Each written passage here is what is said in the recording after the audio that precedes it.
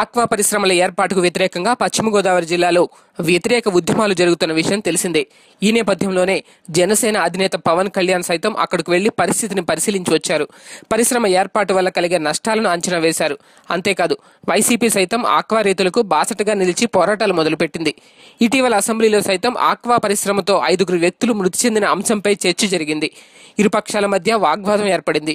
ఈ నేపథ్యంలోనే మరోసారి ఈ అంశం చర్చకు వచ్చింది. ప్రభుత్వం వాస్తవాలను కప్పిపుచ్చి యాజమాన్యాన్ని రక్షించే ప్రయత్నం చేయడం సిగ్గుచేటని వైసీపీ నేతలు ఆరోపిస్తున్నారు.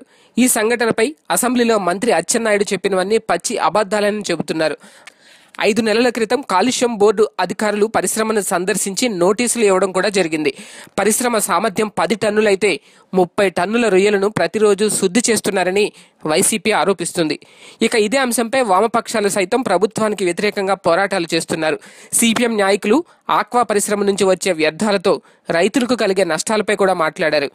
అయితే వామపక్షాలు ప్రతిపక్షం కలిసి ఇప్పుడు ఆక్వా పరిశ్రమలకు వ్యతిరేకంగా ఉద్యమాలు మొదలు పెట్టనుంది.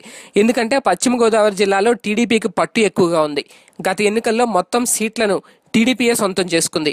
అయితే ఇలాంటి యాజిటేషన్స్ చేయడంలో కమ్యూనిస్ట్ పార్టీలకు మంచి పట్టుంది. గ్రౌండ్ లెవెల్లో బలం కూడా ఉంది. ఈ నేపథ్యంలోనే వామపక్షాలతో వైసీపీ చేతులు కలిపి ముందుకు వెళ్లేందుకు సిద్ధమవుతుంది. గోదావరి జిల్లాల్లో వైసీపీ పట్టు సాధించాలంటే ఇంతకు మించిన వేరే మార్గం లేదు. వాస్తవానికి అప్పట్లో కాంగ్రెస్ వ్యతిరేక ఓటు టీడీపీ ఖాతాలోకి చేరింది. ఇప్పుడు టీడీపీ వ్యతిరేక ఓటు ఖచ్చితంగా తమకే దక్కుతుందనేది వైసీపీ అంచనా. మొత్తానికి 2019 ఎన్నికల్లో పార్టీ బలోపేతానికి సంబంధించిన కసరత్తు మొదలైపోయిందనే చెప్పాలి. గోదావరి జిల్లాల్లో ప్రతిపక్షానికి బలం తక్కువగా ఉన్నమాట వాస్తవమే.